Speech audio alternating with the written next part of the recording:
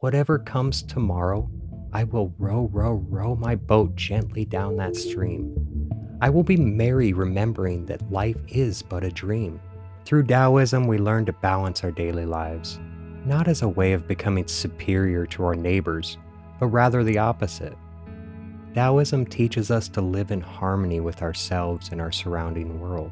Outlined in the teachings of Lao Tzu are core principles of the simplicity of nature, letting go of the ego that binds you, the duality of all things, and Wu Wei. Wu Wei has been translated to mean everything from letting go to doing absolutely nothing.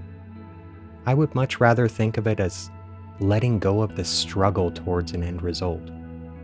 Most watching this right now have had an instance where they searched high and low for something. No matter how hard you looked in seemingly all the spots, it was nowhere to be found. Once you gave up the search, it presented itself. As my father would say, it's in the last place you'll look. Science would say, of course, matter cannot materialize from nothing, and energy can never be created or destroyed. Schrödinger's equation, or more popularly known as Schrödinger's cat thought experiment, says otherwise. My summary of the thought experiment is as follows. Remember that this is simply a thought experiment. If you cause violence to animals for no reason, seek help. A cat is locked in an opaque box with a device that will decay and become radioactive over time. There is a trigger attached to the box in a way that, if opened, will also cause the device to become radioactive. In both instances, the cat will die from the radioactivity. Because the observer has no way of seeing in, and opening to check would result in death, the cat is both alive and dead at the same time. This is very similar to the old proverb, if a tree falls in the woods and no one is around to hear it, does it make a sound? So did the object that you searched for actually exist while you were turning over the couch cushions, furiously searching? This may never be answered, nor does it need to be. By giving up on the search, it presented itself once again. In other words, you accepted that the tree both made a sound and didn't. When I study Taoist philosophy, this is exactly what Wu Wei is teaching us.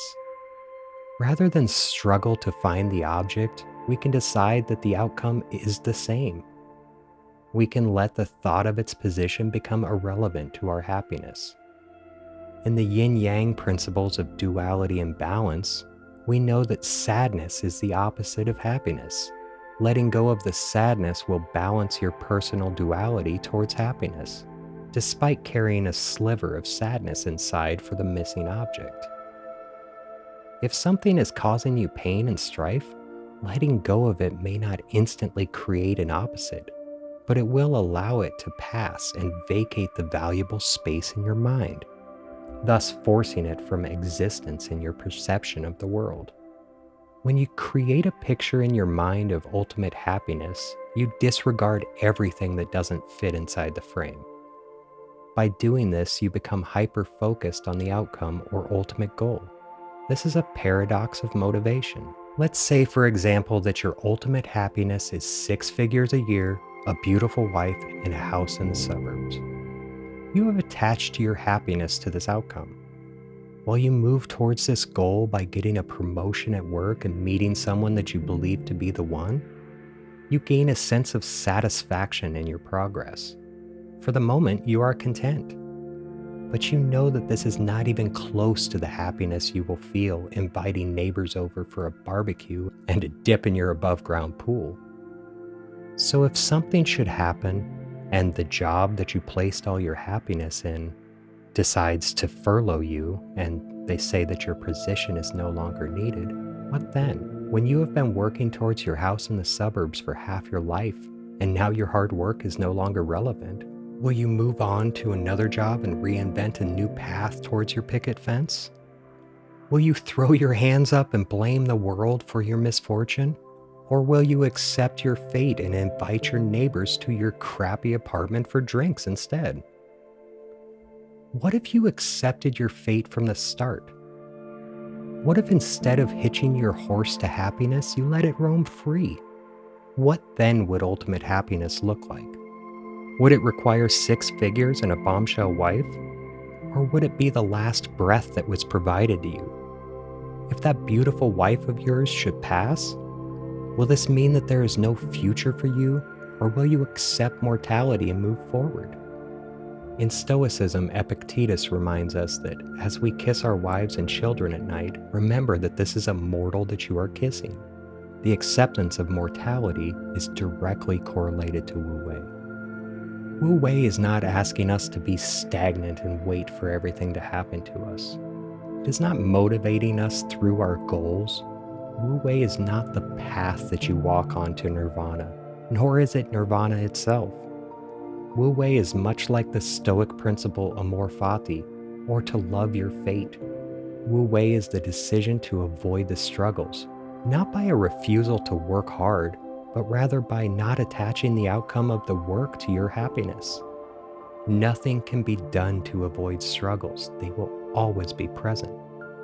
For example, if I was to quit my job and start making YouTube videos to share my thoughts, would I then be following the path that was written for me, or swimming upstream? Was I fated to struggle through paying bills while focusing on my personal legend? The answers to these questions don't matter. Whatever comes tomorrow, I will row my boat gently down that stream. I will be merry remembering that life is but a dream. With my sails unfurled due to the teachings of amor fati and Wu Wei, I know that I will not struggle through the swells. What I am doing in these videos is not a struggle. I am not breaking my back loading parcels into delivery trucks. I am no longer soaking up the problems of customers and taking them on as my own. I am doing what I love through the sharing of knowledge. I am researching and studying parts of my life that I enjoy. I hope you do as well. If you do, please consider becoming a patron today. If you haven't got a penny, a hey penny will do. A hey penny being a like, a share, and a subscribe. If you haven't got a hey penny, I thank you. Memento mori.